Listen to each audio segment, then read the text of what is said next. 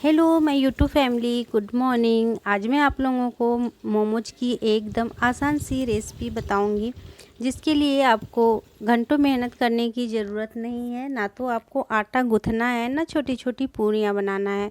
तो सबसे पहले हम चटनी बनाएंगे। तो बहुत फास्ट फॉरवर्ड करके मैं रेसिपी बताने वाली हूँ। टमाटर लीजिएगा, 3 टमाटर है। लहसुन, इस मोमोज की चटनी में लहसुन थोड़ा ज़्यादा रहता है। और 1 इंच छोटा टुकड़ा अदरक का लिए है। थोड़ा सा सॉल्ट, पतीले में 1 चम्मच तेल डालिएगा और फिर सारी चीज़ों को पतीले में डाल करके आप थोड़ा सा पानी, आधा कप पानी डाल दीजिएगा। बहुत ज़्यादा इसे बॉयल नहीं करना है, बस सॉफ्ट और नरम हो जाए। मैंने लाल मिर्च को उसके बीज निकाल करके पहले से ही भिगो करके रखा था और सबको एक साथ मिक्सी में पीस दिए हैं और हमारी चटनी बन करके रेडी हो गई है। और मोमोज की स्टफिंग के लिए मैंने यहाँ पर लिया है पत्ता गोभी, गाजर, एक बड़े साइज का प्याज है और अदरक और हरी मिर्च को बिना पानी डाले मिक्सी में क्रश किए हैं। और सोया चंक्स के मोमोज बन रहे हैं, तो सोया चंक्स को भी पहले से पानी में भिगो दिया था, हल्के गुनगुने पानी में। उसके बाद इसे भी आप मिक्सी में बिना पानी डाले क्रश कर लीजिएगा। बहुत बारीक नहीं पीसना है, थोड़े बड़े से चंक्स रहेंगे। तो जो लोग नॉन वेज खाते हैं ना, नॉन वेज मोमोज जिनको पसंद है, उनको बिल्कुल नॉन वेज का टेस्ट आएगा। कढ़ाई में तेल ले लिए हैं, तेल गरम हो गया था तो उसमें आपको सबसे पहले प्याज डालना है। यहाँ पर किसी जीरा फोरन का तड़का नहीं देना है, डायरेक्ट प्याज डालना है।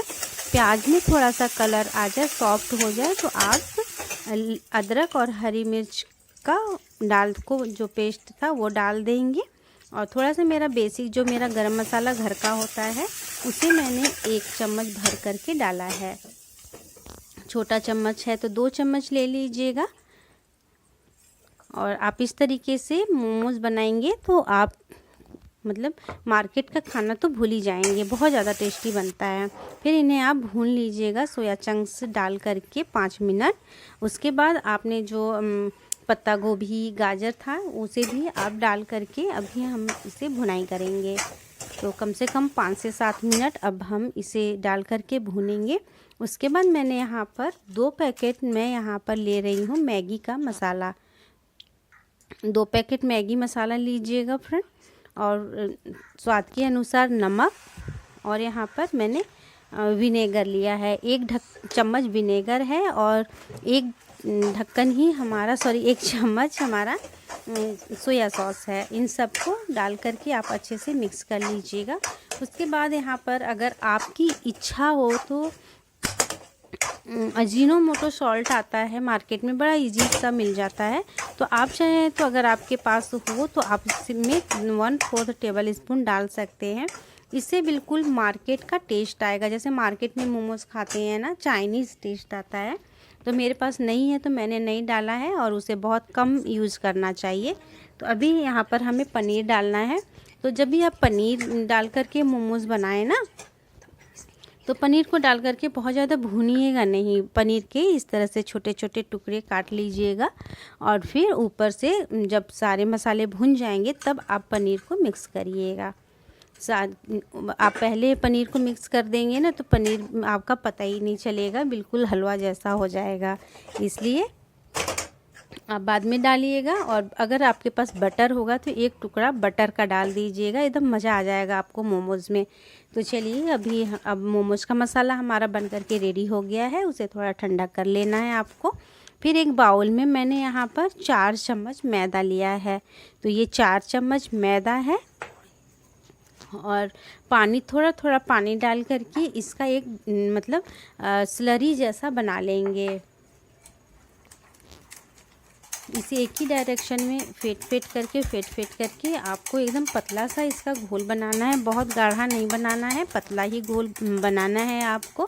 आप एक बार ये वाला तरीका अपनाइएगा मोमोज़ बनाने का, आपको बहुत टेस्टी लगेगा।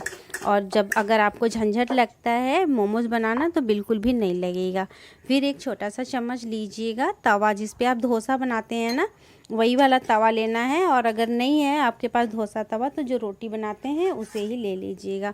फिर थोड़ा थोड़ा आपको तेल वगैरह कुछ भी नहीं लगाना है, बस एक एक चम्मच डालिएगा, इसे फैलाते जाइएगा और तुरंत आपको उठा लेना है। इसे पकाना उकाना नहीं है, बस तुरंत आपको बस ये सेपरेट हो जाए हमारा बैटर, बस तुरंत आपको हटा लेना है। क्योंकि जब अगर आप इसे पका देंगे ना चीला वगैरह जैसे बनाते हैं तो फिर आपका मोमोज फिर वो चिपकेगा नहीं, इसलिए इसे गरम गरम ही इसे भरना होता है। अब जो स्लरी थी ठीक है ना, तो आप इस मोमोज को ना बना करके इसकी जो ये पूरी है पहले से भी नहीं रखिएगा, नहीं तो फिर ये चिपकेगा नहीं।